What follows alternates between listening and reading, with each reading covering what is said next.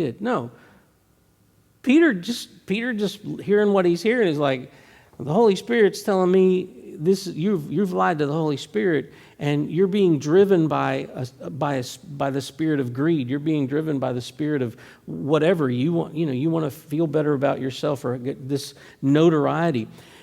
The spiritual gifts are for the purpose of building, edifying, encouraging, and evangelizing. None of those involve us killing someone, okay?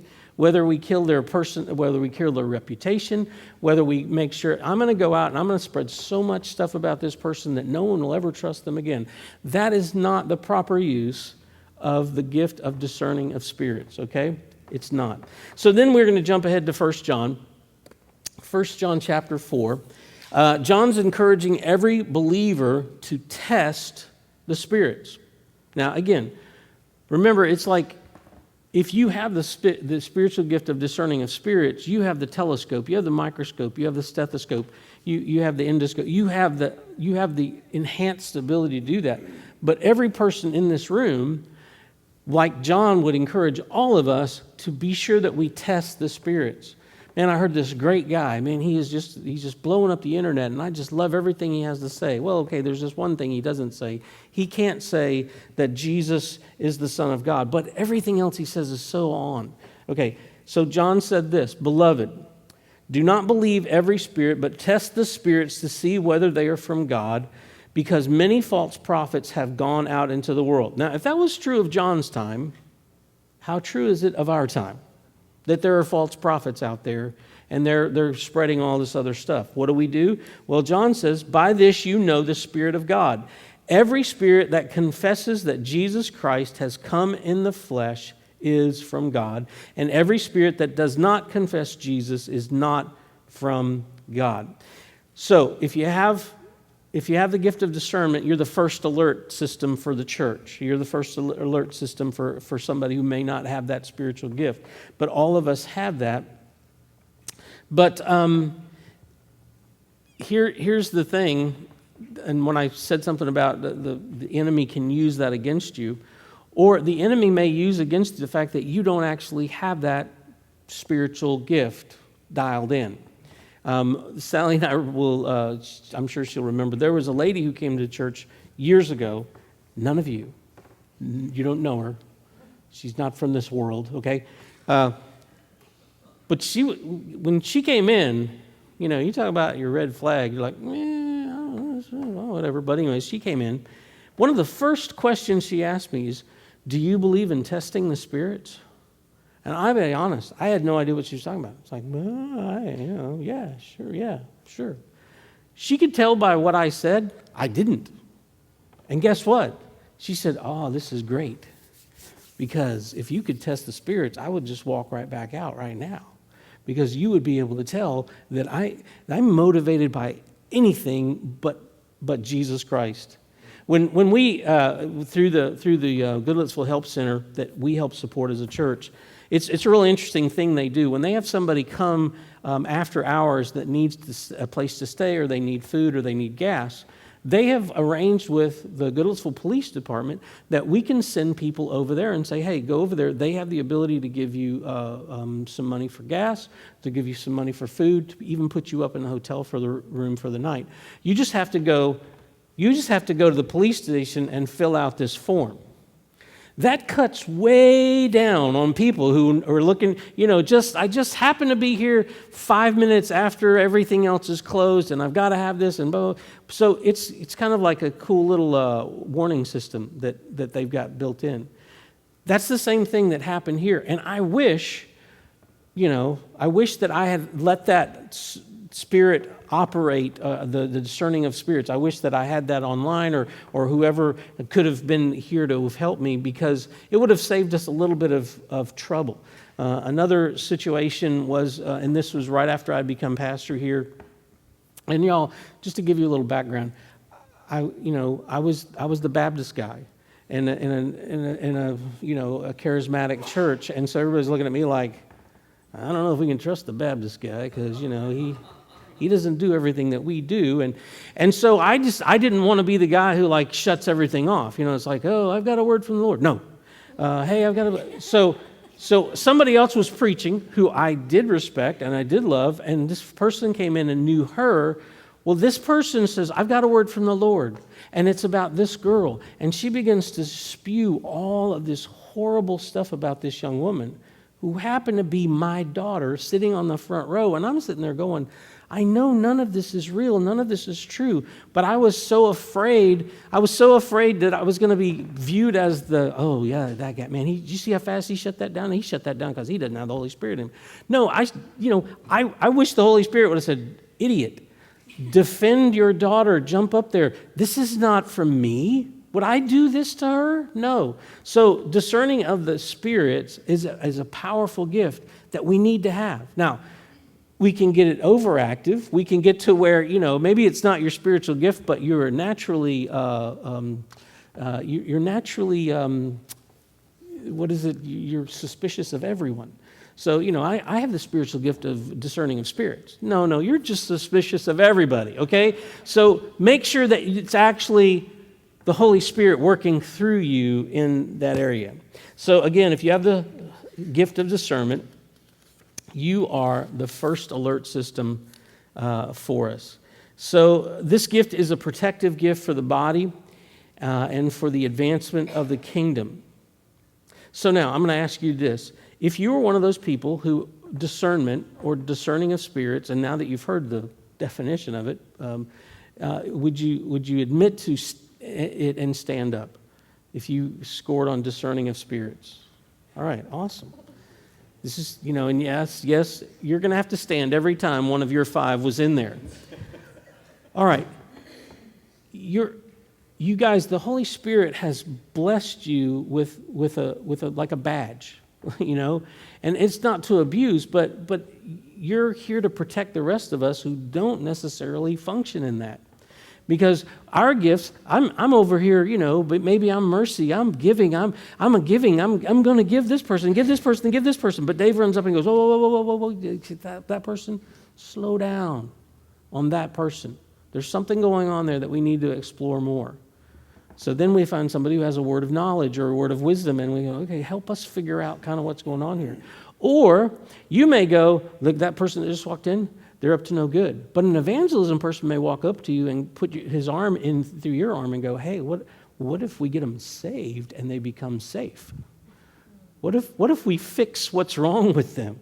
So that's how it all works together. So thank you. You can be seated. So those are the people that are, we know our security team. We love our security team. I got to be part of the security team this weekend at the transformation thing, and it's down there off Lishy in East Nashville, and the ladies as we're walking in their car at night, oh, we feel so safe. Well, that's hopefully why that's what we're aiming for.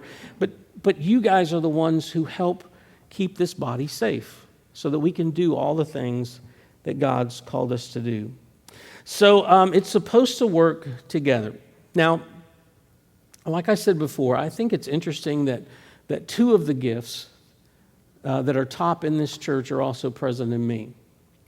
And I love the fact that so many of the gifts that you have, I don't have. And that just to me is so awesome. It would be a boring place if everybody in this church was the same as me or as same as you. As exciting as a person you are, I don't want everybody in the room to be you. And you don't want everybody in the room to be you. And the Holy Spirit has placed all these gifts in us. And I just think that's really cool. So if you haven't taken the spiritual gifts test, I encourage you to do that. You can email it to me. You can email it to Callie. You can take a picture of it and send it to me. And that'll be really great.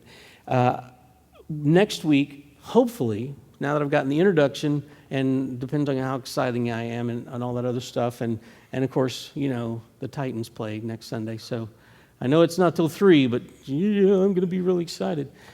Chris asked me if we were going to watch replays of the game tonight. It's like, yeah, no. I want to encourage you to seek opportunities this week to have the Holy Spirit plug you in to using your gifts. Remember, if you rode to work every day with the smartest man in the world, and you got out and you never gained any wisdom, would that be his fault or would that be your fault? You know, and that's not meant to be shame or guilt. I'm just saying, the Holy Spirit, like, he's not, oh yeah, the Holy Spirit, I asked the Holy Spirit for wisdom, and he just said no. James says, if you lack wisdom, ask, and he will give it freely. He will give it generously and without reproach. And that without reproach is what I like, because it's not like, I have to tell you this again. He doesn't say that. I know Jesus every once in a while, how long will I have to put up with your... But the Holy Spirit says there's no reproach when you come to him and ask him for wisdom. So ask for wisdom in your spiritual gifts. And some of you who haven't taken this gift test, you don't have to take the gifts test to know, well, you know, God has kind of given me the ability to do this or do that. The last thing I want to say about spiritual gifts is that sometimes not having a spiritual gift makes me feel like, oh, whew, I don't have evangelism, thank God, because I don't want to evangelize. All of us are called to evangelism. All of us. Now evangelism, again, it's not go to the end of, creepy lane and knock on the door of the guy who everybody thinks eats children and just, I want to tell you about Jesus. That's not all evangelism is. Evangelism is going to somebody and saying, you're in a tough spot. I was in that spot once. Here's what Jesus did to help me get out of that spot. He's good, and I want to tell you about him. So that's important. But here's the other thing is, if you have the gift of evangelism, guess what one of your jobs is? If you have the gift of exhortation, guess what one of your jobs is? It's to teach other people who don't have your gift a little bit more about how to use that gift. Because we're all called to be all of those things, but we get perks in certain areas. And so if you are a person who is a discerning person, you're a discerning spirit, you could pull somebody aside and say, well, here's kind of what the Holy Spirit says to me when I'm in this situation, and I get that red flag, I get that check in my spirit. Here's kind of what's been going on. Here's how I pray about that. If it's evangelism, well, here's how I've learned to share my faith in an easy way, in an effective way, or whatever. So whatever your spiritual gifts are, not only are you called to use them, but you're called to encourage other people in gifts they don't necessarily have. Wow. Man, that's a lot of work. Well, we are called to be disciples, not couch pillows for Jesus, Jesus says, hey, I'm gonna do all this to redeem you. Now just make yourself comfortable somewhere and just take a nap. It's fine. No, he calls us and he says, hey, you want to go to work with me today? This is what we're going to do today. Those are good days. Those are really good days. So I just pray this week that you will find opportunities to use your gifts in whatever ways, or encourage other people with your gifts, or you'll encourage Tom Landstrom to give us all heart attacks. Tom, we love you. Thank you for that. Yes, it is time to go. He's like the man said to a visiting pastor, yes, you can. There was a visiting pastor, and he said, how will I know when it's time to go? And the chairman of deacons says, when I start knocking my watch on the back of the pew, then you'll know. But you also had something. Yes? Yes, okay. Oh, you have a poster. Wow. It's a multimedia extravaganza.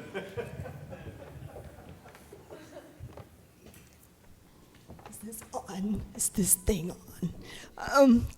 Y'all know I hate getting up here because of the raspiness, but just do try to listen. And if you're feeling drowsy, just take a glance at the prophetic word, because Mike chose the paper color, and that should just jolt you right back to an energy-based state. Just super quick, I want to tell you guys, my birthday is August the 6th, and I woke up on August the 6th this past year